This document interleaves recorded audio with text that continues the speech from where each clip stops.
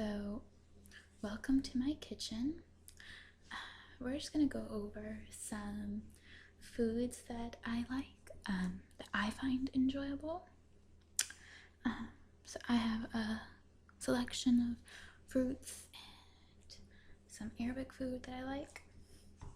This is already out, but something that's always in my kitchen, I need to put this up actually, is olive oil. This is extra virgin olive oil, and we put this on everything. It's really yummy and great for your heart. Has omega-3s. But I've discussed that before. So we're gonna look at some other things that I quite like. One of my favorite things is actually pomegranate molasses. This is really tart. It makes really great salad dressings, but also it's really useful. What we use it a lot for, we'll buy bulk bottles, is we use it in our sfiha, our Arabic pizzas. If you live in Brazil or are Brazilian or have visited, they're also popular there. They're just little handheld pizzas with bread and meat, sometimes nuts, and they're really delicious. One of my favorite things to eat. My mom makes them the best. And the next thing, just hanging out on the island, is pita bread. We have an absurd amount of pita bread at all times. It's good with hummus and baba ganoush and pretty much anything. It's good to just soak up everything. Some za'atar, some zed, labna. Yeah, labna is good. I put some olive oil on top, and a lot of breakfast foods. You can eat it with fool, which is like Arabic bean dip. I don't like fool though. I love all Arabic food except fool. It's kind of weird. To me, it's just, I don't know, it's never been something I quite like. But to steer off from the Arabic path, we also have some fish sauce, and this is fermented fish, and it's really stinky, but it's good for making soups. You've probably had it and just never knew it. It's really popular in Thai cuisine, Chinese cuisine. If you've had any kind of broth and it had, the best way to describe it would be like a roundness to it, an earthiness, I don't know, it's a unique taste. The smell is not so nice, so it's like when you cook it down, it's not too noticeable, but straight up it's, but I quite like it. They put it in some Thai soups usually. It doesn't taste rotten or anything. It's really good. And here we have a pepper. This is just chilling out from Mahliya night. My mom likes to just eat these raw with her Mahliya. I always have a bad accent when I speak Arabic. What little I do know, like food and stuff, sometimes my accent is just bad. Mahliya. There we go. Mahliya. Which is also known as juice mallow to some. I don't know what is that. It looks like collard greens, but not really. I think it's not Egyptian. The Lebanese people, I think, make it different than we do. Some people make it look more like collard greens, because they take out the slime. We keep ours really slimy in my family. You skim some of the slime off when you cook it. That sounds so gross. But it's a slimy dish, and you eat it on top of rice. And some people like peppers in it to make it really hot. And makhia is one of those things that you either really, really like or you hate it. It's more of a texture thing. You eat it with lemon juice. It's made with chicken, usually. Some people make it with meat, with lamb. I like mine with chicken. And the next thing I have is this. It smells really good. This is Arabic coffee, Turkish coffee, what have you. And it's very thick and black. And I just know I need to make a Arabic coffee video. But the reason I've held off so long is I actually have, well, I don't. My mom used to read cups. She used to do, I think the English word for it is tassiography, I believe. Don't quote me. Where you read fortunes out of cups. She no longer does it, and she refuses to teach me how to do it because she kind of believes it's like witchcraft now. But I'm reading on how to read the cups. And basically what you would do, so you have your coffee, you make it. We have pots somewhere. They're like little tiny pots. Let me see if I can find one.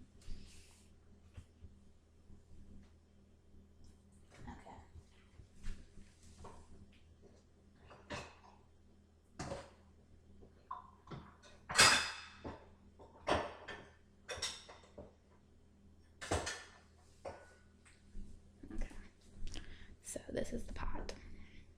Sorry. And it's a long handle. Looks like this.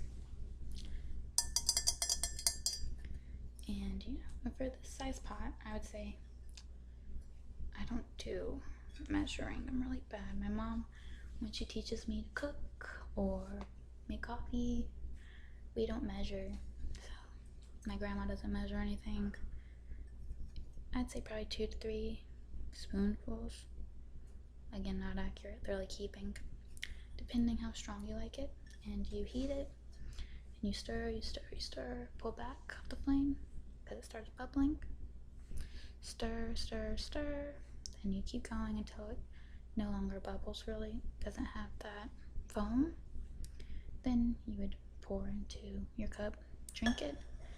And at the bottom of every cup of Arabic coffee, there is going to be residue. You never drink all of it because it's gross at the bottom. It's gritty and it leaves, the coffee grinds at the bottom. So you leave a little bit of that liquid and you take your plate, because we use small cups on plates, and you flip the cup onto the plate and you wait for it to settle, and it makes a pattern in the cup, and you look for things in the cup.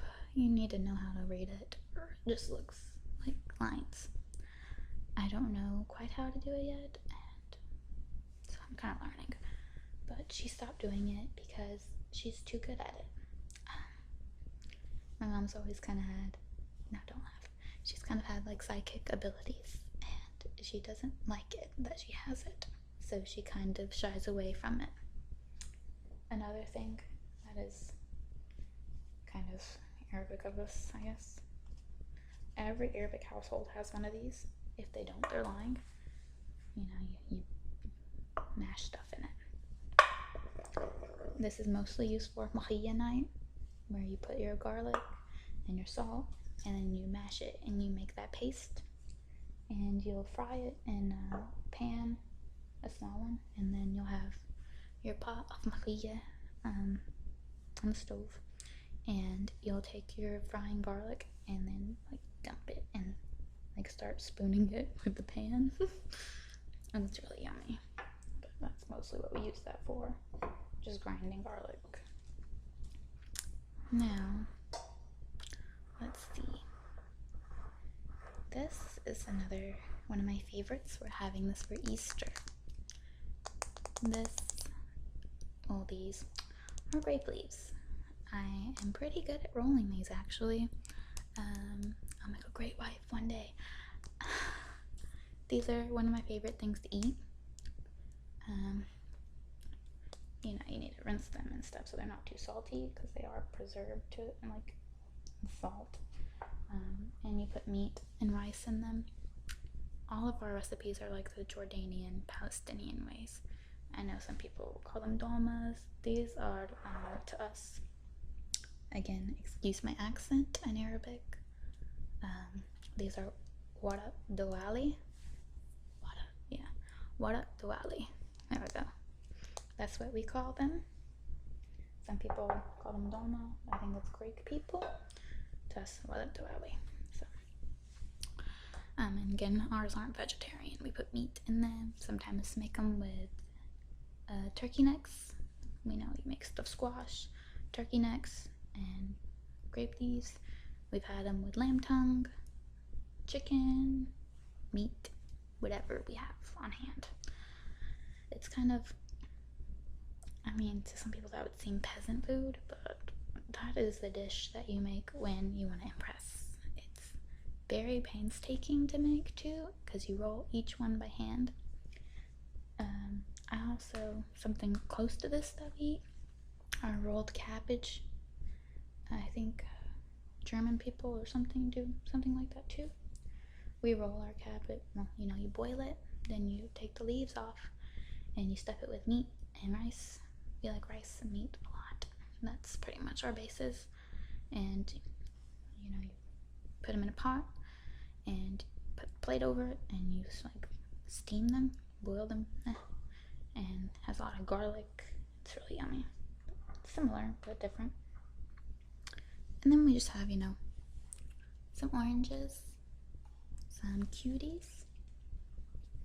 We like fruit in this house. We have some banana. I love bananas. My potassium is wonderful. We have some apple, some tomato.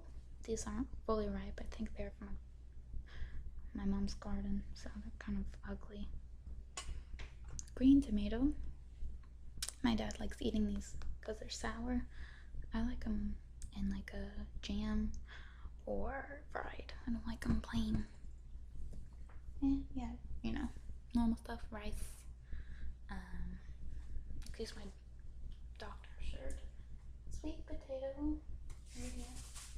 This is what I want to show you. Okay. This is, well, we made them last night. Oh.